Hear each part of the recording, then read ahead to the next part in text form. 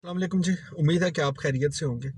बचपन में जब किताबें ख़रीदने के लिए कभी बाज़ार जाया करते थे, तो कुछ ऐसे मौज़ूआत थे, कुछ ऐसी किताबें थी जो उस ज़माने में बहुत फ़ैसिनेट किया करती थी। उनमें एक किताब जिस पे लिखा होता था कि टेलीपैथी सीखिए, हिप्नोटिज़्म के माहिर बनिए और दूसरों को अपने काबू में करें। अब चूँकि उम्र का भी एक ऐसा हिस्सा था कि जिसमें इतनी समझ नहीं थी कि ये क्या चीज़ होती है, लेकिन जब सामने लिखा हुआ हो कि आप चंद दिन की महारत हासिल करने के बाद टेलीपैथी के माहिर बन सकते हैं, आप थोड़ी-सी मशक़ें करने के बाद किसी को अपने काबू में कर सकते हैं, तो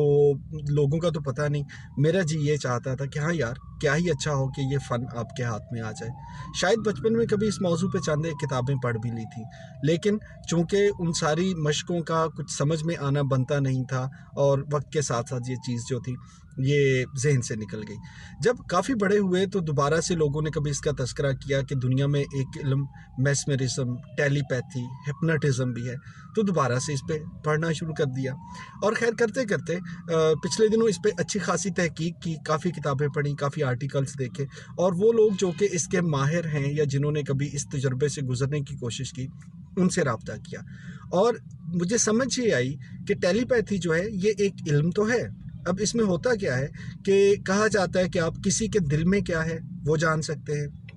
अगर आप चाहते हैं कि आप किसी के दिमाग को काबू कर लें, वो आप यूँ कर सकते हैं और हमने इसकी जो इब्तिदाई मशक़ें थीं, उसमें ये देखा कि आप किसी को कहते हैं कि भाई तुम्हें नींद आ रही है, तो वो थोड़ी देर के बाद बंदा महसूस करता है कि हाँ, सच में मुझे नींद आ रही है और वो सो जाता है। लेकिन जब इस पे तहकीक की तो पता चला कि टेलीपैथी के लिए जो पहली शर्त है, वो ये है कि जिस बंदे पे आप ये इल्म आज़मा रहे हैं, वो खुद सुपुर्दगी के आलम में हो, वो अपने आप को आपके हवाले करने पर तैयार हो।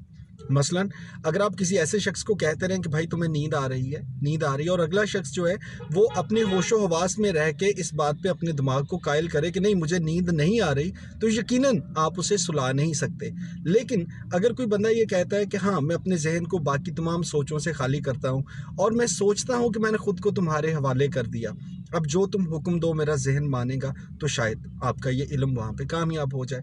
अब जब आप इस सिचुएशन में चले जाते हैं, तो ये कोई ऐसी ख़ास चीज़ नहीं है, आप और मैं ज़िंदगी में इसका तजुर्बा करते रहते हैं। कभी आपको ऐसा महसूस हुआ कि कोई फ़िल्म या ड्रामा देखते हुए आप उस ड्रामे में इतना महव हो गए कि आपको लगने लग गया कि आप उस वाली सिचुएशन का एक हिस्सा हैं। कोई ऐसा सीन आया जिसमें बहुत दुःख या कर्ब था, तकलीफ़ थी, तो हमने बहुत से लोगों को देखा कि वो रोना शुरू कर देते हैं और ड्रामा देखते हुए उनका ज़हन इतना उस ड्रामे में या फ़िल्म में इन्वॉल्व हो चुका होता है कि जिसको कहते हैं ना कि दुनिया और माफ़िया से बेखबर, तो उन्हें कुछ होश नहीं होता कि वो इस वक़्त कहाँ पे हैं, वो खुद को उस ड्रामे में इतना इन्वॉल्व कर चुके होते हैं। या यूँ कह लीजिए कि कभी आप गाड़ी चलाते हुए किसी सोच में बैठे हैं और जहाँ से आपको टर्न लेना था वो जगह आपको भूल गई और आप कहीं आगे निकल गए अपने ही ख़्यालों में और फिर आपको याद है अच्छा यार मैंने तो पीछे टर्न लेना था। ये वो सारी चीज़ें होती हैं, ये सारे मरहले होते हैं जिस पे हमारा ज़हन जो है वो अपनी सोच को किसी एक ज़ाविये पे लेके जा चुका होता है और हम सच में दुनिया और माफ़िया से बेखबर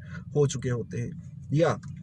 कभी ऐसा तो हुआ होगा कि आपके पास आके किसी दोस्त ने, घर वालों ने, आपके जो अज़ीज़ो-क़ारिब हैं, किसी ने कोई बात कही हो और आप किसी ऐसी गहरी सोच में हो कि आपने हूँ-हाँ कर दिया लेकिन आपको कुछ पता नहीं कि कहने वाले ने क्या कहा और सुनने वाले ने क्या सुना। ये वो सारी की सारी चीज़ें हैं जो कहीं न कहीं आपको टेलीपैथी के साथ जाके लिंक करती हैं क्योंकि वो इल्म वो भी इसी तरह से काम करता है। अब टेलीपैथी के बारे में से ये बात हम कन्फर्म कर चुके कि जब तक आप खुद ना चाहें, कोई आपको इस तरह से दिमाग को कंट्रोल नहीं कर सकता। लेकिन इसके साथ-साथ कुछ और बातें बहसीयत मुसलमान हमारा इत्क़ाद है, कितने ही हमारे वली अल्लाह, कितने हमारे ऐसे पैगंबर गुज़रे हैं कि जिनकी एक नज़र होती थी और देखने वाले की दुनिया बदल जाती थी। वो एक नज़र में पहचान लेते थे कि किसी बैठे हुए शख्स के दिल में क्या है, ये क्या सोच रहा है और अगर किसी की पूरी ज़िंदगी को उन्होंने रुख बदलना है, ढाँचा बदलना है, तो एक बात से, एक नज़र से, एक जुमले से वो सारा हो जाता था। तो शायद कहीं न कहीं वो तो टेलीपैथी के बहुत बड़े माहिर थे कि उनके पास दुनिया जहान के उलूम थे। सो टेलीपैथी जो है, ये एक ऐसा इल्म है कि ये 30 दिन में मुशक्कत करने से आपको हासिल नहीं होगा। इसके बहुत से नुकसानात भी हो सकते हैं। आपको अपने ज़हनी तौर पे मुख्तलिफ़ कैफ़ियत में से गुज़रना पड़ सकता है। लेकिन सबसे जो मज़े की बात थी वो पिछले दिनों स्पेन में एक माहिर हैं, उनसे बात हो रही थी, तो उनकी इजाज़त से ही मैं जुमला उनका इस्तेमाल कर रहा हूँ। जब एक लंबी बहस के बाद उनसे मैंने पूछा कि टेलीपैथी होती है या नहीं होती? तो उन्होंने बड़ा अच्छा जुमला बोला। उन्होंने कहा कि टेलीपैथी उस सच्चे प्यार की तरह है कि जो आप हम सब मानते हैं कि दुनिया में सच्चा प्यार होता है। हाँ, आपको सच्चा प्यार कभी हुआ या नहीं हुआ, ये अलग मामला है। सो टेलीपैथी होती है, लेकिन आप पर कभी आजमाया गया या आप इसके माहिर हैं या नहीं हैं, ये एक अलग बात है। अगर ये गुफ्तगू पसंद आए तो अपने दोस्तों के साथ शेयर ज़रूर कीजिएगा।